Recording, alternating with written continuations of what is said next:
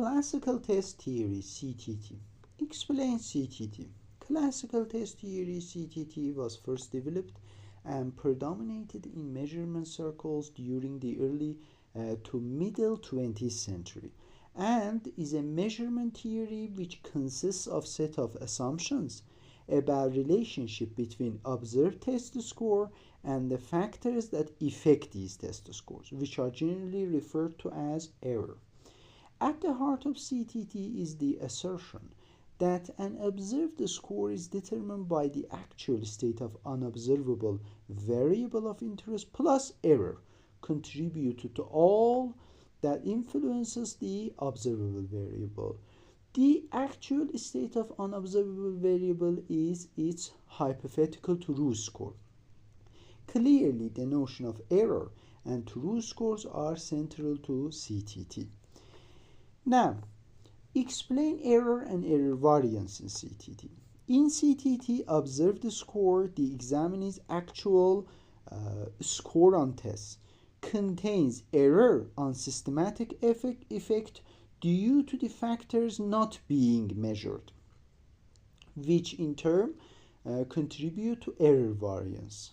It is unsystematic variation in the scores that is due to solely to random errors. Such error variance is taken to be random because it can arise from a variety of extraneous and external non-systematic sources, which typically have nothing to do with the purpose of for which the test was designed. For example, sources of error arise from environment, that is noise, heat, lighting, administration procedures, direction, equipment, timing, scoring procedures, subjectivity, math error, scorer biases, and test items. Examinees themselves, their health, fatigue, motivation. Now, explain true score and true score variance. True scores are hypothetical representation of the scores that would result if there were no errors in measurement. If we had no errors in measurement, then we could have hypothetical true score. Variation among examinees in their hypothetical true score is called true score variance. Logically, any set of observed score will be made up of both true score variance and error score variance. So, formula is this: total score variance equals true score variance plus error score variance. Historical perspectives in CTT. There are two historical perspectives through CTT to view the history of testing in education and psychology and the history of language testing. Not that much important. We are going to critical issues and topics in CTT. Other crucial notions in development of CTT include the concept of strictly parallel items and item variance. What is it? Explain strictly parallel item. The phrase strictly parallel items describe a set of conditions that were necessary to logically derive CTT procedures for estimating reliability and standard error of measurement for a test.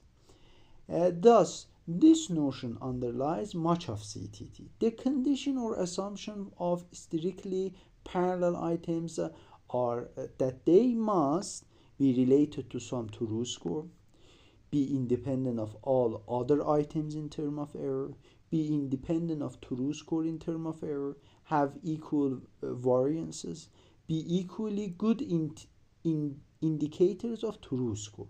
As a matter of practice, in piloting and revising language tests under CTT, all items are designed to test a single construct equally well. Now, we go to another question. Explain item variance. Item variance is the standard deviation squared of the item responses. In a special case where items are scored right and wrong, coded as 1 for correct and 0 for incorrect, the item variance for each item can be calculated simply by multiplying the proportions of correct answers times, symbolized by P, times, and the number of incorrect answers, symbolized by Q. Thus, item variance for each item can be calculated through P multiplies Q equals P 1 minus P. It's a formula. Question is this: explain parallel test. The idea of parallel test describes the test that will result if sets of strictly parallel items are repeatedly developed and compiled into tests with equal number of items. Most importantly, CTT points of view the average of each examinee's score on an infinite number of such tests, at least theoretically, would provide the examinee's true score. When in parallel tests, we say when two tests investigate the same construct with equal number of items. Explain total score variance. As I said, under CTT, it is assumed that total variance is sum of true score variance plus error score variance. Therefore, the variance that is not accounted for as true score variance must be error score variance here, as the formula was explained. Current contributions and uses of CTT. Why CTT is still alive and well? First, many people who take any university courses in language testing are trained primarily in CTT.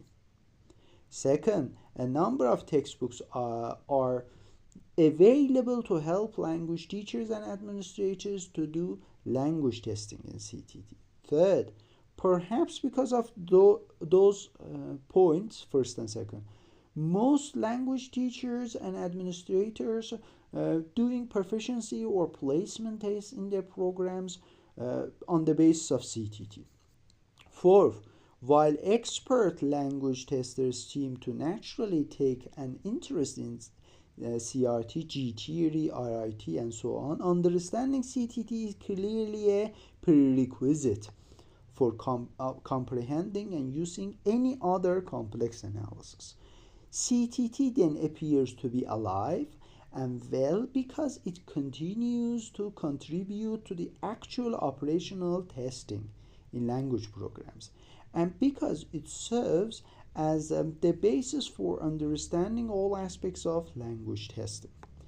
Now, main research methods in CTT. The main research methods used in CTT include at least item analysis, which in item analysis we have item facility, item discrimination, and distractor efficiency analysis, reliability estimates, the standard error of measurement, and various validity analysis, including criterion-related content construct validities. These are methods in CTT. Item analysis. In item analysis, as I said, first we have item facility, item discrimination, and distractor efficiency analysis. Item facility. Let's explain it. Item facility, also known as IF, item difficulty, is usually expressed as the proportion or percentage of examinees who answered a particular item correctly. If 95% of examinees answer an item correctly, that item is viewed as very easy one. If 11% of examinees answered an item correctly, the item is considered very difficult one. Ideal items in CTT would be estimate of intermediate facility.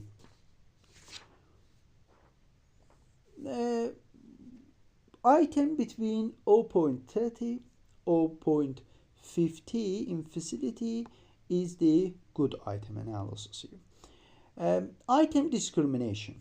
Item discrimination indicate in one way or another the degree to which the examinee performances on a given item are related to their performance on the test as whole. Then, examinee's performance on a given item are related to their performance on the test as whole, given that the sum of the information provided by all items on the test is assumed to be more reliable than information on any single item. Now, examining ID, item discrimination, in a form such as item total correlation indicate the degree to which each item is testing what the more reliable total score is testing. Now, we come to another question. How can we calculate item discrimination? One simple and quick way to estimate item discrimination is by calculating the item facility for top scoring group of examinees, the top 30% of examinees based on their total scores, and calculating IF, item facility, for the bottom scoring group of examinees, 30% bottom. Then ID will be IF top minus IF bottom. For example, if 90% of top students answered an item correctly, but 20% of bottom group did, ID would be 0.90 minus 0.20, it means 0.70, item discrimination. Another question is explain distractor efficiency analysis.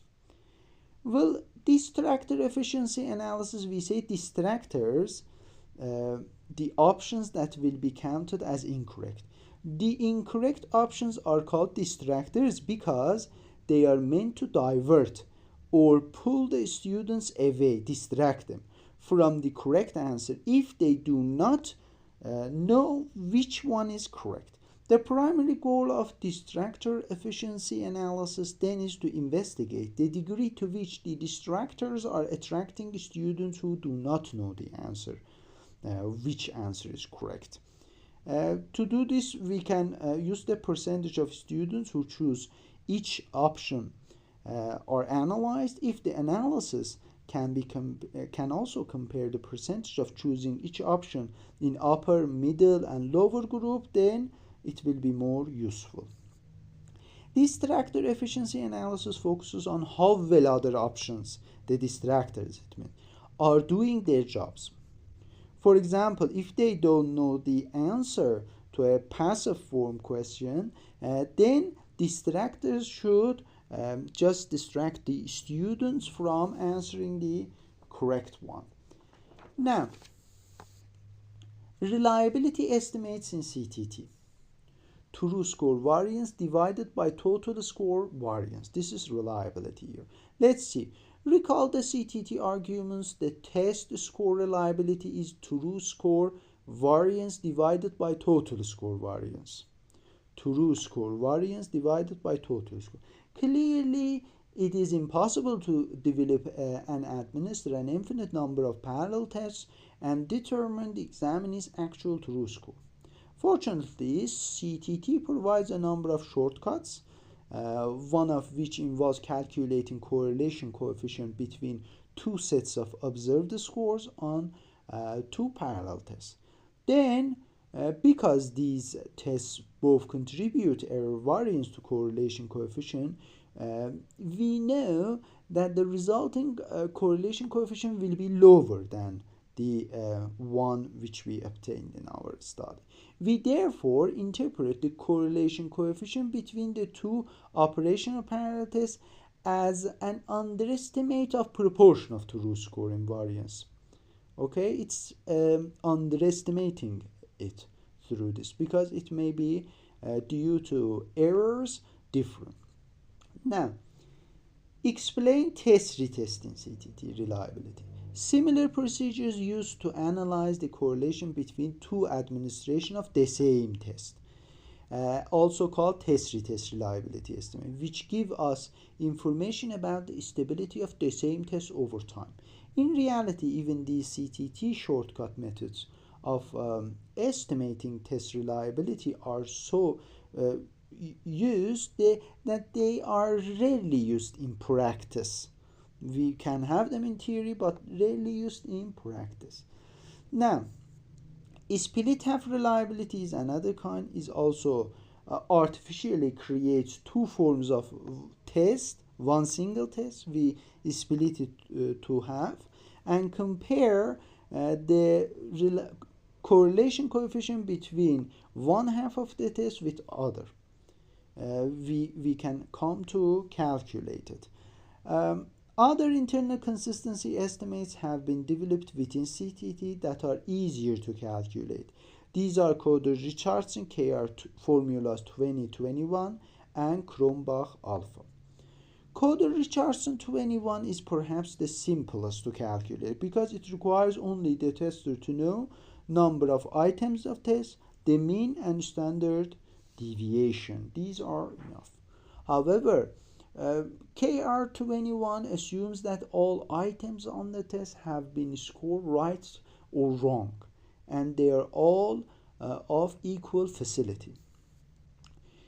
KR20 but is a bit more difficult and complex to calculate by hand because it requires the tester to know not only number of items, standard deviation, but also P and Q values of all items, item facility, and also the answers correctly given to the items. Cronbach suggested another more complex formula, one that is not restricted to dichotomously scored tests and can therefore be used with various items, which is called alpha. Cronbach alpha requires the testers know not only number of items and standard deviation, but also item variances for individual item, which it is important. Now, interpreting CTT reliability estimates. Interpreting CTT reliability estimates is straightforward because reliability estimates indicate the proportion of observed score on test that is true score variance. For example, if Cronbach alpha turns out to be 0.91, that means that 91% of total variance is true score variance, and by extent 9% is only error. Now, we come to standard error of measurement here in CTT. We say that a more concrete strategy for looking at the consistency of a set of test scores, especially when making decision about who should pass or fail, is called standard error of measurement, SEM. The SEM provides a concrete estimate in test score values of the amount of unreliable score variance in a set of scores. This statistic is calculated as SEM equals standard deviation radicals 1 minus Rxx prime. It's a formula just for knowing it. The SEM can be used to estimate the average error in score points across all the examinees who took the test. For example, about plus minus points in our calculation, 68% of accuracy we have, and so on.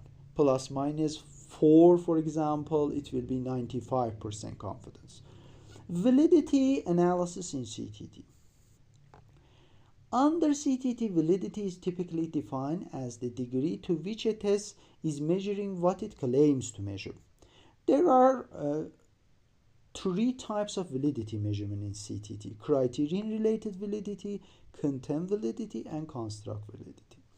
Criterion-related validity arguments are built in two ways. First, the tester can administer a new test, for example, proficiency test X, and given the same group of test takers, a well-respected test as a criteria of the same construct, for example, TOEFL IBT, and then calculate a correlation coefficient between the two measures. Doing so investigates the degree to which the new test is producing scores that are spread around, much like the scores of criterion measured at TOEFL. Second approach to administer the new test and gather subsequent post-test information about the criterion construct can be used. Then calculation of correlation coefficient between the two measures to investigate the degree to which new test is producing scores that predict the variation in the academic ability. Content validity. Arguments are built by asking content experts to judge, in one way or another, the degree to which the items measure the construct that the test designer is claiming the items are measuring. Then having that universal content we wish to measure. For example, a panel of experts in communicative language teaching might be assembled to judge each of the tests of a communicative English proficiency test using a rating scale of 5 to 1. Construct validity arguments are built by setting up an experiment to investigate the degree to which new test is measuring what it claims to measure, and it can adequately capture the construct of interest. Now, advantages of CTT. First, the concept of CTT are widely taught and understood. Second, CTT concepts are relatively easy to learn, use, and explain. Third, the CTT model fits many measurement needs, particularly for development of proficiency and placement measurements that can help us to program comparisons and placement decisions. Fourth, right or wrong, CTT accommodates and allows interpretation of examinee scores of 0 to 100% of item facility. Disadvantages of CTT. First, CTT tests tend to be long and necessarily have homogeneous items. Second, examinees taking tests developed through CTTs may have to slog through numerous items that are far too easy or too difficult to answer. So in CTT, some items are far easy, some items are too difficult. Third, the results on CTT tests only apply to sample at hand. It is sample dependent. Unlike RIT, which it is sample independent, CTT is sample dependent or very similar to sample. Fourth, CTT results only apply to current selection of items. Fifth, because of its dependence on the normal distribution, CTT is only useful for developing norm reference tests. Sixth, because of the correlation nature of item discrimination, reliability, and some validity estimates, CTT items and tests often end up being sensitive to differences between extremes on the scale.